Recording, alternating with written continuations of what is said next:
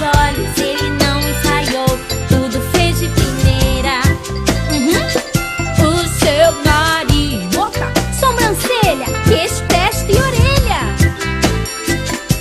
A cor dos seus olhos ele não ensaiou, tudo fez de primeira.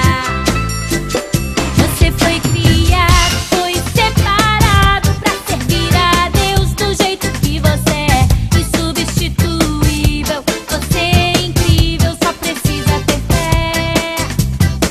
Por isso um apelido não será ouvido se ele for uma gozação, mas será atendido se for um carinho do seu coração. Você é especial, não existe outro igual. Deus criou você assim, diferente de mim.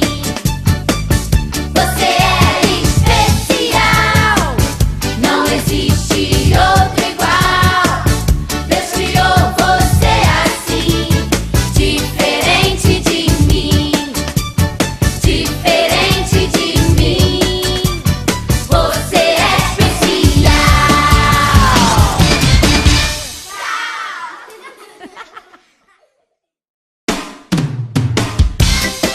Ei, você mesmo. Se tem algo que você não deve esquecer, é que você é muito especial, principalmente aos olhos do nosso Pai. Você é especial, não existe outro igual. Deus criou você assim, diferente de mim. Você é especial, não existe outro igual. Deus criou você assim, diferente de mim. O seu cabelo, a cor de sua pele, o tamanho do pé, altura, peso, medidas, braço, perna e barriga, bem assim como é. O seu cabelo, a cor de sua pele, o tamanho do pé, altura, peso, medidas, braço, perna e barriga, bem assim como é. Você foi criado, foi separado pra servir a Deus do jeito que você é, insubstituível. Você é incrível, só precisa ter fé.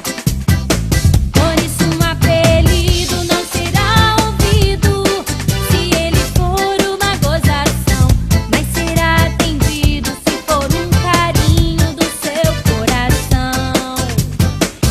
Você é especial, não existe outro igual. Deus criou você assim, diferente de mim. O seu nariz, boca, sobrancelha, queixo, testa e orelha. A cor dos seus olhos ele não ensaiou, tudo fez de primeira. O seu nariz, boca, sobrancelha, queixo, testa e orelha. A cor do seu